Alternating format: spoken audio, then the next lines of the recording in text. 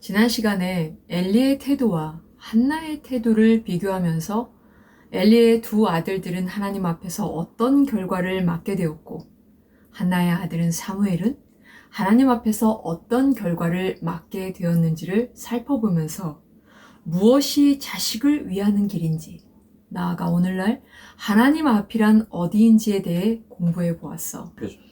이번 시간에는 하나님 앞에서 자란 사무엘의 열매는 무엇인가에 대해 공부해 보도록 할 거야. 먼저 이스라엘을 오랜 시간 동안 괴롭혔던 블레셋은 어떤 나라인지, 사무엘은 이스라엘 백성들을 어떻게 이끌었는지, 어떻게 블레셋으로부터 이스라엘이 건짐을 받을 수 있었는지에 대해서 살펴보도록 할 거야. 당시 이스라엘은 블레셋의 속국이었어.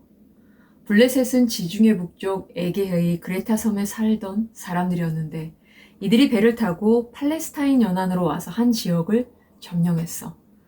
필리스틴은 블레셋 사람들이라는 말이고, 필리스티아는 블레셋 땅이라는 말이야. 그러므로 지금의 팔레스타인이라는 말은 블레셋 사람들로부터 유래된 거야. 이들은 에게해 근방에서 헬라 사람들이 가지고 있던 정치제도나 방식의 영향을 받아서 지금의 이스라엘의 텔라비브라는 도시 남쪽 지중해 연안에 있는 요빠라는 곳에 도시국가를 시작해서 남쪽 가사라는 곳까지 비옥한 땅을 점령하여 살고 있는 상태였어. 이곳에서 여호수아서 13장 3절, 곧 애굽 앞 시홀 시내산에서부터 가나안 사람에게 속한 북쪽 에그론 경계까지와 블레셋 사람의 5 통치자들의 땅 곧 가사 족속, 아스돗 족속과 아스글론 족속과 가드 족속과 에글론 족속과 또 남쪽 아위 족속의 땅과 라고 가사, 아스돗, 아스글론, 가드, 에글론 5개 도시국가를 건설하여 각각의 영주들이 있었고 서로 동맹을 맺고 살면서 결속해서 동맹국을 이루어 가장 가까이에서 이스라엘을 계속해서 침략하고 괴롭히는 굉장히 위협적인 존재였어. 이처럼 소수인 블레셋이 다수인 이스라엘 위에 군림하고 있는 상태였던 거야. 이런 상황을 그대로 물려받은 것이 사무엘 시대야. 이 블레셋은 사사 3갈 때부터 이스라엘을 침략했고 삼손 때에는 40년 동안 잔인하게 괴롭혔는데 사무엘 시대에도 마찬가지였어. 블레셋은 이스라엘의 초대 왕인 사울을 죽였으며 다윗 왕도 그들과 항상 싸웠으며 나중에 다윗 왕에 의해 완전히 정복되었어.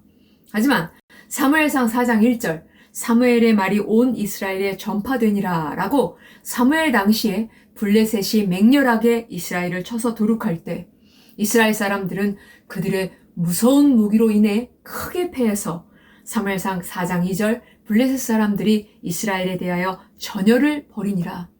그 둘이 싸우다가 이스라엘이 블레셋 사람들 앞에서 패하여 그들에게 전장에서 죽임을 당한 군사가 4,000명 가량이라 라고 4,000명이 한꺼번에 죽었다고 했어. 또한 이어진 싸움에서 사무엘상 4장 10절 블레셋 사람들이 쳤더니 이스라엘이 패하여 각기 장막으로 도망하였고 사륙이 심히 커서 이스라엘 보병에 엎드려진 자가 3만 명이었으며 라고 그 시대에 3만 명이 죽었어. 대체 얼마나 나가서 싸움을 하다가 그만큼 죽었는지는 모르지만 당시 인구에 비해서 엄청난 수가 죽은 거야. 이와 같이 수많은 이스라엘 사람들이 죽은 이유가 있었어. 바로 사무엘상 13장 19절 그때 이스라엘 온 땅에 철공이 없었으니 이는 블레셋 사람들이 말하기를 히브리 사람이 칼이나 창을 만들까 두렵다 하였음이라 라고 무기가 없었기 때문이야. 블레셋은 철병거와 철로 만든 칼을 가지고 나가 싸웠지만 이스라엘은 무기 없이 꽃갱이나 막대기 그리고 거의 맨주먹으로 싸움을 했기 때문에 당연히 싸움이 될 수 없었던 거야. 그러니 얼마나 위험하고 무서운 상태였는지 짐작할 수 있겠지? 사무엘은 야곱의 아들인 레위의 20대 손이야. 그는 삼손, 엘리에 이어 이스라엘의 마지막 사사였어. 사무엘이 등장한 시대는 사무엘상 3장 1절 아이 사무엘이 엘리 앞에서 여호와를 섬길 때에는 여호와의 말씀이 희귀하여 이상이 흔히 보이지 않았더라 라고 하나님의 말씀, 하나님의 계시의 거룩한 역사가 당시에는 많이 끊어진 상태, 하나님의 나라 이스라엘에 말씀이 거의 없었던 무서운 시대였어.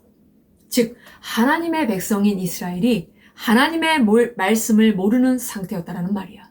그 결과 자신들의 정체성과 사명을 모르게 되었고 자신들의 옳고 그름을 판단하는 기준이 없게 되어 각자 자기의 생각이 기준이 되었고 자기가 살고 싶은 대로 하고 싶은 대로 주변 족속들처럼 살면서 그들이 섬기는 이방신들을 섬기며 살았어. 이런 무서운 시대에 하나님 앞에서 자란 사무엘에게 사무엘상 3장 10절 여호와께서 임하여 서서 전과 같이 사무엘아 사무엘아 부르신지라. 사무엘이 이르되 말씀하옵소서 주의 종이 듣겠나이다 하니 라고 드디어 하나님께서 말씀을 하셨어. 하나님께서 사무엘에게 말씀하신다라는 것은 사무엘상 3장 20절부터 21절 단에서부터 부엘세벨까지의 온 이스라엘이 사무엘은 여호와의 선지자로 세우심을 입은 줄을 알았더라. 여호와께서 실로에서 다시 나타나시되 여호와께서 실로에서 여호와의 말씀으로 사무엘에게 자기를 나타내시니라 라고 사무엘이 하나님의 말씀을 받고 전하는 선지자로서의 사역이 시작되었다라는 뜻이야. 그 후 사무엘은 10여 년 동안 온 이스라엘을 다니면서 오랜 시간 동안 하나님을 떠나 우상을 섬기며 깊은 어둠에 갇혀 있었던 이스라엘 백성들에게 비로소 하나님의 말씀을 가르쳤어.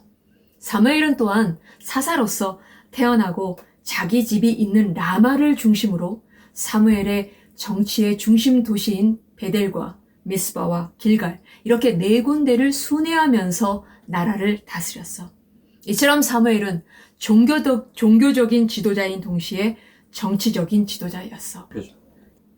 하나님의 말씀을 몰랐던 이스라엘 백성들은 각자 자기의 생각이 기준이었기 때문에 자기 생각대로 우상을 섬기며 그것들을 의지하며 살았어. 그런 백성들에게 사무엘은 하나님의 말씀을 오랜 시간 동안 가르쳤어. 그리고 항상 이스라엘을 괴롭혔던 블레셋이라는 대적으로부터 벗어나기 위해서는 사무엘상 7장 3절 사무엘이 이스라엘 온 족속에게 말하여 이르되 만일 너희가 전심으로 여호와께 돌아오려거든 이방신들과 아스타롯을 너희 중에서 제거하고 너희 마음을 여호와께로 향하여 그만을 섬기라. 그리하면 너희를 블레셋 사람의 손에서 건지시리라 라고 사람의 능력과 힘, 막강한 무기 또는 우상 숭배로 되는 것이 아니라 하나님만을 섬기고 의지할 때 하나님께서 친히 대적으로부터 건져주시고 지켜주신다라는 것을 가르쳤어.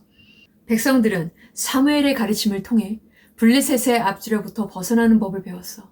결국 사람이 하는 것도 우상이 하는 것도 아님을 깨닫고 사무엘상 7장 4절 이에 이스라엘 자손이 바알들과 아스타롯을 제거하고 여호와만 섬기니라 라고 그동안 믿고 의지했던 우상을 부숴버리고 하나님께로 돌아와 하나님만을 섬기게 되었어.